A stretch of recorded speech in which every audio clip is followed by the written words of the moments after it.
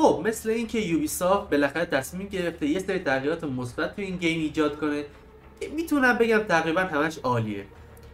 سیستم رنک 2 اونجوری که فکر می‌کردم جواب نداد و دارن روی پروژه جدیدی کار میکنن به نام رنک اوورهال. جزئیات کوچیکی از این سیستم بخوام بگم، یکیش آنتی چیت بهتر، یکی دیگهش کار کردن روی بالانسینگ گیم که شامل پچ نودهایی برای باف و نرف کردن اپراتورها و گانهاشونه، نه فقط نرف کردن همه چیز که توی چند وقت انجام دادن.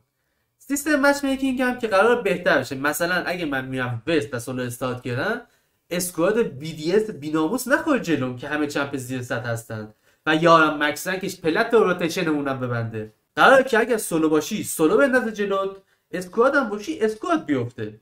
بعد 11 سال یکم که دیره، ولی خب قبول میکنیم ازت. حالا اینا از کجا شروع میشه؟ ماجرا از وقتی شروع میشه که یوبیسافت استودیوی جدید خودش رو به نام ونتج استودیوز تأسیس میکنه که وظیفه‌اش توسعه و مدیریت بزرگترین فرانچایزهای یوبیسافت هستش، مثل سری‌های فارکرای ها، سری‌های اساسینا و این گیم شیت رینبو سیکس. کمپانی تنسنت هم که توی ساخت لیگ آف لجند و پابجی نقش داشته، اومده و 25% از سهام این زی مجموعه یوبیسافت رو خریده که حالا شامل تغییرات مثبت احتمالی گیم هستیم.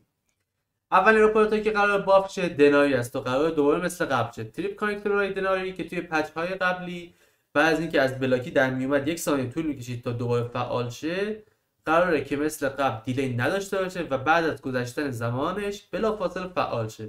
همچنین شاهد باف گلیو 12 یا همون شاتگان سکندری دناری هستیم که نه دمیج میده، نمیشه باهاش روتیشن زد، نه حتی تیرش زیاده. ناموسن چی دادی؟